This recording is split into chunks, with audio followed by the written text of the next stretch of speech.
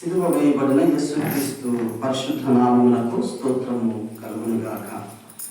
ప్రభునందు ప్రియ దేవుని సంగమ, విశ్వాసులారా, ఉపవాసకులారా, మన ప్రభు యేసుక్రీస్తు నామములో మీ అందరికీ ఈ ఉదయకాల శుభాలు, వందనాలు తెలియజేస్తూ ఉన్నాను.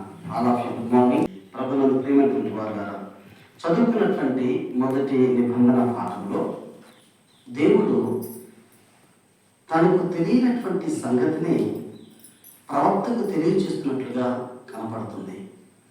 ఆ సంగతిని యెహోవా నాకు తెలియచేయగా నేను గ్రహించితిని అంటాడు.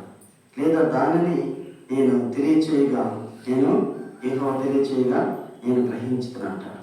అంటే సేవకునికి తెలియనటువంటి సంగతి సంఘంలో ఏదో జరుగుతూ ఉన్నదన్నమాట. అది సేవకుడు గ్రహించగా తెలుసుకోలేదు, దేవుడే సేవకునికి తెలియజేస్తున్నాడు. ఇంకేమంటాడంటే ఆయన వారి క్రియలను నాకు కనపరిచినంటాడు. అంటే సంఘం యొక్క, సమాజం యొక్క, ఇశ్రాయేలు సమాజం యొక్క క్రియలేంటో వాటన్నిటిని కూడా కనపరిచాడట.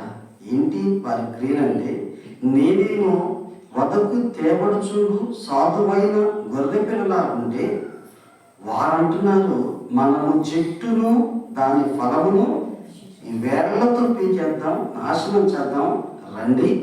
ఇక వారి పేరు జ్ఞాపకం వద్దు, జ్ఞాపకం చేసుకోకూడదు, బ్రతుకు వారిలో ఉండకుండా వారిని నిర్మూలము చేయడం రండి అని చెప్పేసి ఒకరు కూడా పలుకొని సేవకుల మీద దురాలోచన చేస్తున్నారట.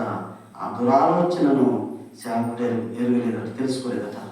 నేను ఎరుగుకుంటుని అంటాడు అక్కడ. అంటే ఎంత భయంకరంగా ఆనాటి ఇశ్రాయేలు ప్రజలు, దేవుని సమాజం, జనాంగం ఎంత భయంకరంగా ఆలోచన చేస్తున్నారంటే, ఎట్లా వేసేద్దాం అంటామే అప్పుడప్పుడు. ఎలా మనం పగవాడు అనుకోండి, శత్రువు అనుకోండి, ఏమనుకుంటారు? ఎప్పుడు దొరుకుతాడా, ఎక్కడ దొరుకుతాడా, ఎలా వేసేద్దామా అన్నట్టుగా ఇశ్రాయేలు సమాజం సేవకుల పట్ల దురాలోచన చేస్తున్నారట. ఎంత భయంకరమైనటువంటి పాపం అండి, ఎంత భయంకరమైనటువంటి పాపం వారి హృదయాల్లో దాగి ఉందో అది మనం పైకి కనిపించడం లేదు. కానీ పైకి కనిపించేదైతే ప్రవక్త గ్రహించేవాడు. ఏంటి వీళ్ళు ఇలా ఉంటున్నారు, వారు పైకి కనిపించట్లేదు. పైకేమో ప్రైజ్ లాడ్ అంటున్నారు కదా, మనం కూడా ఏమంటాం సాధారణంగా, ప్రైజ్ లాడ్ అయ్యారు, ప్రైజ్ లాడ్ అమ్మగారు కదా అంటున్నారు.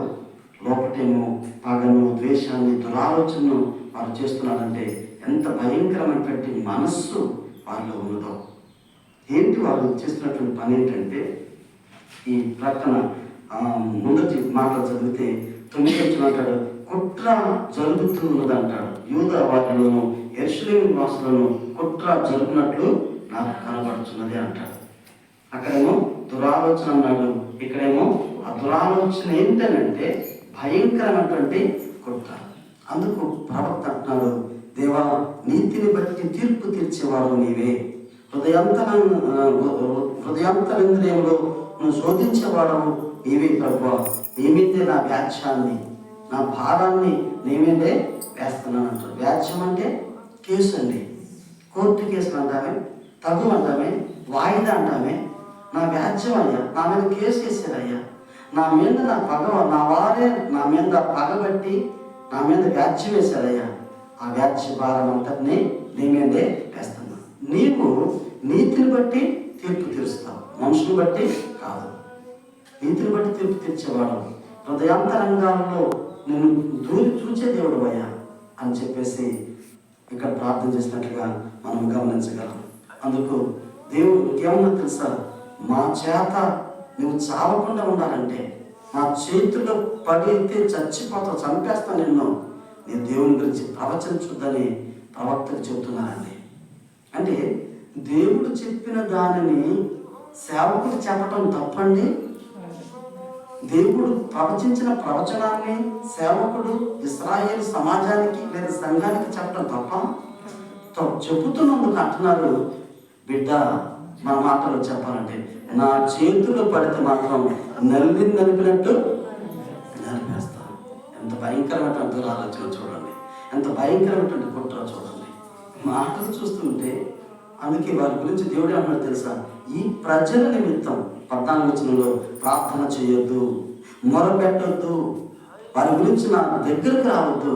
నీవు ప్రార్థన చేసినా, నీ వారి గురించి మొరపెట్టినా నీ వారి ప్రార్థనను వినను అని చెప్పేసి కరాఖండిగా దేవుడు ఇక్కడ మాట్లాడుతున్నాడండి.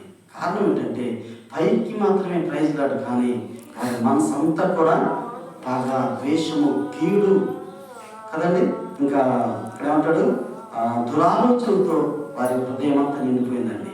ఈ సందర్భాన్ని, ఈ వాక్యాన్ని చదువుతుంటే ప్రత్యక్షంగా మన పాస్టేట్లో ఆయా సంఘాల్లో జరుగుతున్నటువంటి పరిస్థితికి అర్థం పడినట్లుగా ఉంది. ఎంత భయంకరమైనటువంటి ఆ పరిస్థితి ఈనాటి సంఘాల్లో, విశ్వాసంలో ఉంటూ ఉన్నదో ఆలోచన చేసుకోవాలి.